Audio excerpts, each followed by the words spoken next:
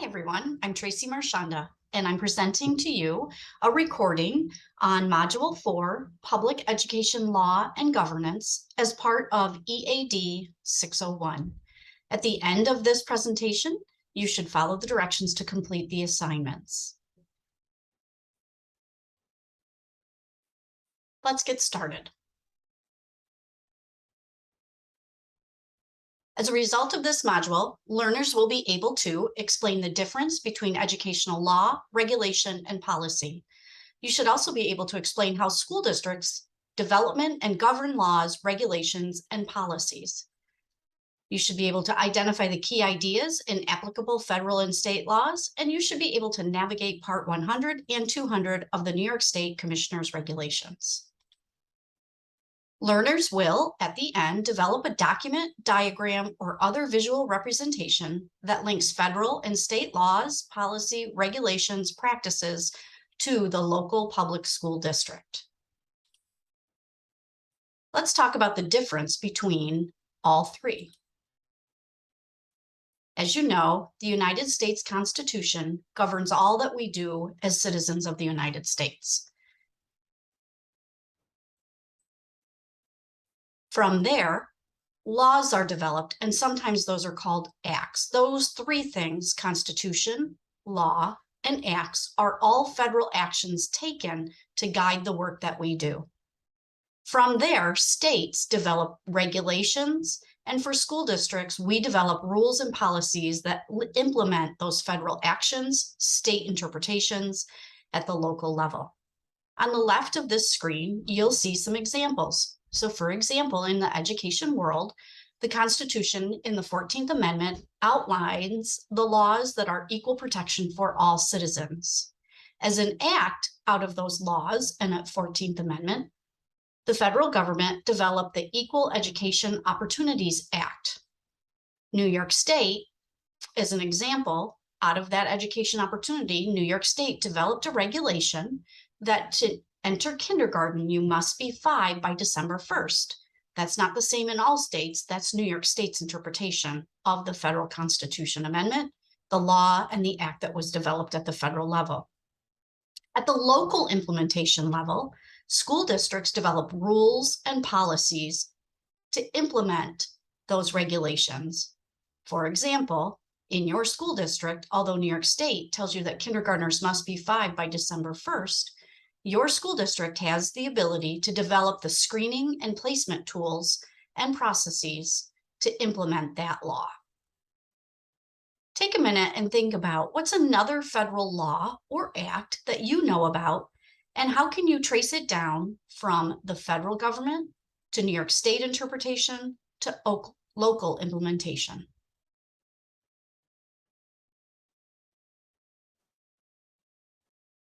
To better understand the difference between laws and acts and regulations and policies, I've given you some big ideas here. Laws and acts govern all people equally in the United States. Those are developed by government in line with our United States Constitution, and these have the highest level of authority of all citizens. Regulations, then, affect only those who deal directly with the enforcing agency. For our purposes, our enforcing agency is the New York State Education Department. Regulations are written by those agencies to implement the laws that were developed at the federal level. And they also develop the standards or rules within a law. A policy, then, is created by an organization to help the members reach their goals. In terms of school, this would be our Board of Education. They develop the policies that will implement the regulations from New York State. These can be created by private bodies or organizations, and they have the lowest level of authority, meaning what we develop in our school district does not necessarily pertain to your school district, although many school districts in New York State have similar policies. Here's an example for you. At the federal level, the Educating All Students for Success Act tells us that we must develop measures and ways to increase achievement for all standards, for all students. From that, New York State developed graduation requirements. And you'll remember a few years ago, those were revised as a result of ESSA. At the local level, you might have a policy that 65 is passing for all high school classes. So that's how you take an increased achievement standards for all at the federal level to the regulation at the New York State level to a local policy. Again, that policy of 65 may not be the same for your high school. According to the New York State School Boards Association, policy is a set of broad written guidelines created by the Board of Education to chart your school district's course of action. Policy is your school board's single most important function. The U.S. Department of Education developed the Elementary and Secondary Education Act.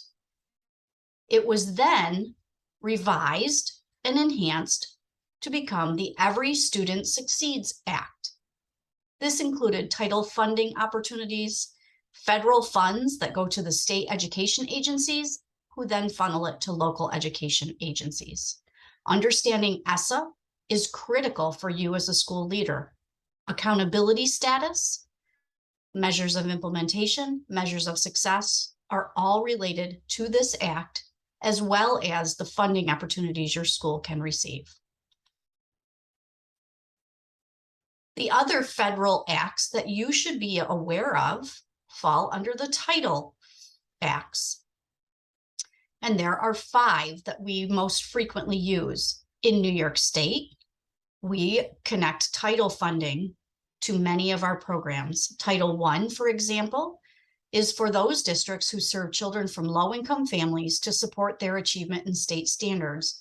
Within Title I, we are required as school districts to reserve certain portions that engage families and make sure that any student under the McKinney-Vento Homeless Act is taken care of. For example, you might understand Title I implementation in your district in terms of your academic intervention services. We can use that for counseling, credit recovery, summer and extended day programming, data management, and professional development for our faculty and staff. Title II, however, talks about the overall quality of instruction and ensuring equity of educational opportunity for all students. In Title II, New York State encourages us to use this for instructional coaches, recruitment and retention of teachers, mentorship, professional development, and conferences.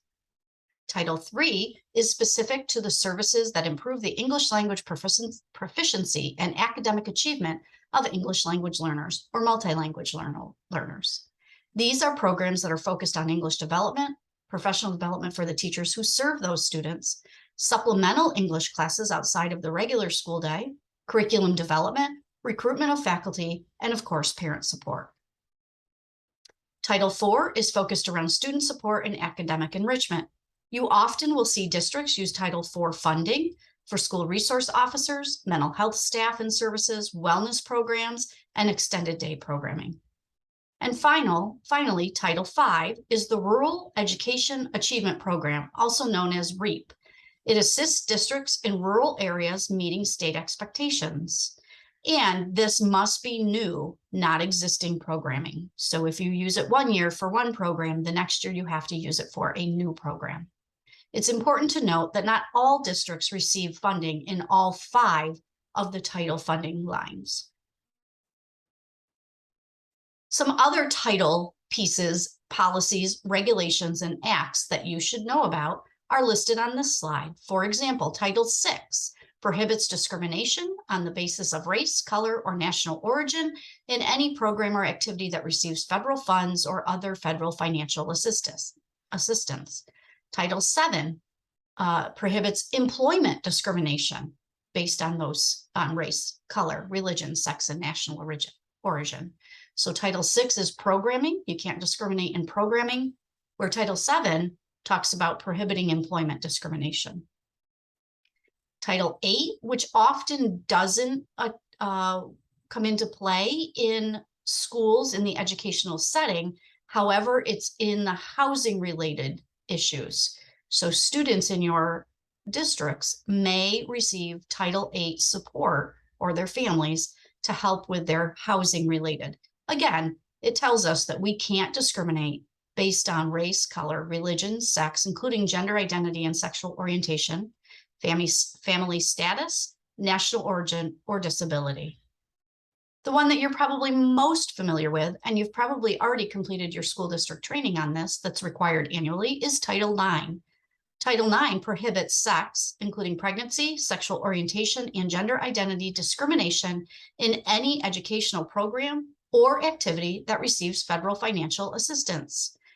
Meaning, if a district receives federal funding, which all districts in New York State do, we cannot discriminate against gender, sex, orientation, or if a student's pregnant, and we must provide those students the same opportunity.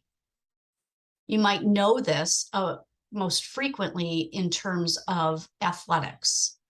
We have to ensure that our boys and our girls have the opportunity to play in the same number of sports, and most recently, students who are sexual or gender identity students who are considering identifying as opposite gender or a neutral gender, they have the opportunity to play on either team.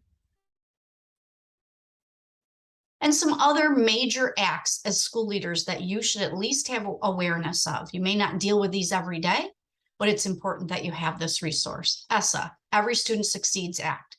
This was part of the reauthorized Elementary and Secondary Education Act that we talked about a few minutes ago. It focuses on fully preparing students for college and careers starting at the pre-K level. It has a high focus on equity and innovation, and with ESSA is a great deal of funding and yet accountability for all school districts. This is a federal act that is implemented at the state level and then developed regulations and policies at the local level.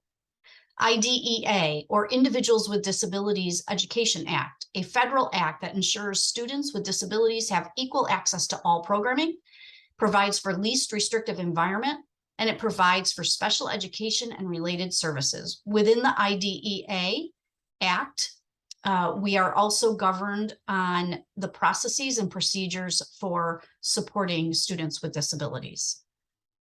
FERPA, or the Family Educational Rights and Privacy Act. This gives parents and guardians certain rights regarding their children's education records. We are obligated to protect certain records as private. However, general directory information can be shared unless a parent opts out of that. That would be a student's name, address, grade level. This also would fall under when military recruiters come in to meet with students. You can share that information with them unless a parent has opted out. In New York State, we have been focused on Education Law 2D, which requires us even more so to protect students' rights and their records and their directory information. DASA, the Dignity for All Students Act. This is specific to New York State, and it ensures a safe and supportive environment free from discrimination, intimidation, taunting, harassment, and bullying on school property, a school bus, and/or at a school function. I'm sure you're very familiar with DASA. So we've just reviewed several federal laws and acts. Take a moment and think about how these are implemented at the local level. What does your school district do to implement DASA? How about IDEA? How about FERPA? We're going to switch now and talk a little bit about Part 100 and 200 of the New York State Commissioner's Regulations. These are regulations specific to New York State. However, they come out of the Elementary and Secondary School Act, Every Student Succeeds Act, as well as IDEA. Part 100 of the New York State Commissioner's Regulations provides for specific requirements for elementary, middle, and secondary programs in New York State. It outlines the general school requirements by grade level bands. What is it that students are required to do and know at elementary, middle, and high school? It also provides information and guidance for diploma and high school exiting requirements. The Part 100 also provides obligations and guidance on home instruction, including homeschooling and medical tutoring when a student is medically frail or hospitalized and cannot attend the public school. It also provides for interstate compacts, making agreements between New York State and other states around accepting students and transferring students.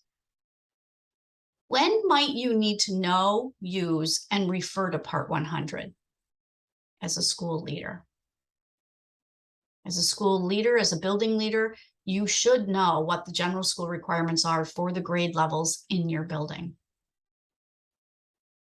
Part 200 of the New York State Commissioner's Regulations outlines the special education programs and services for students with disabilities. This includes the Committee on Special Education, CSE, and the Committee on Preschool Special Education, CPSE.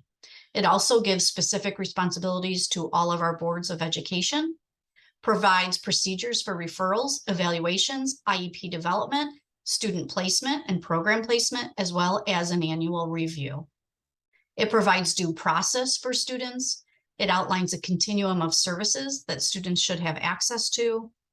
And then there are specifics for certain disabilities, such as autism, and how those students should receive programming, funding, and how we bill for certain services.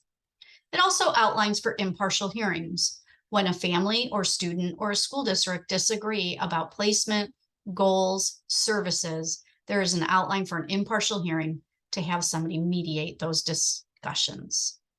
The other piece that Part 200 outlines is the procedural safeguards for the discipline of students with disabilities. That's actually Part 201, but an extremely important part for you to be aware of. It talks about manifestation hearings, the procedures for when and how you can remove a student with a disability out of their programming. And then again, it also provides for due process should a family feel that their student has been removed illegally. It's not important you know every piece of Part 200, but it is important you know the big ideas as well as disciplining students with disabilities. If you've never taken a workshop on that, that's a great one to work with your school attorneys on, or ask your administrative team if there's any trainings on those.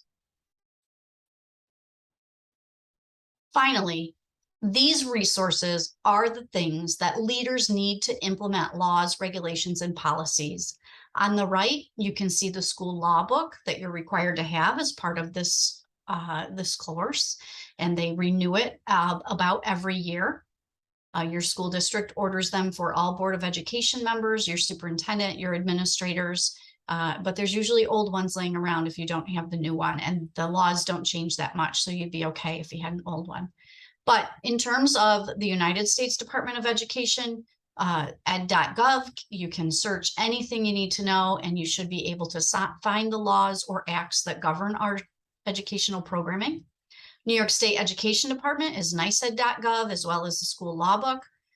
Those are your two best friends as a school leader. And finally, your policies. Your district's policy book should be accessible to the public on your school website. And there's also an organization called the New York State School Boards Association, NYSBA, which does a great job in helping school districts develop, implement, and review policies. Your next steps for this class in terms of Module 4. You should review NYSED Parts 100 and 200 for an in-class activity. You are asked to create a one-sentence summary from your team's assigned school law book section and be ready to present that to your class. This is the big one, you're going to develop a document, diagram, or other visual representation that links federal and state laws, policies, regulation, practice to the local public school district.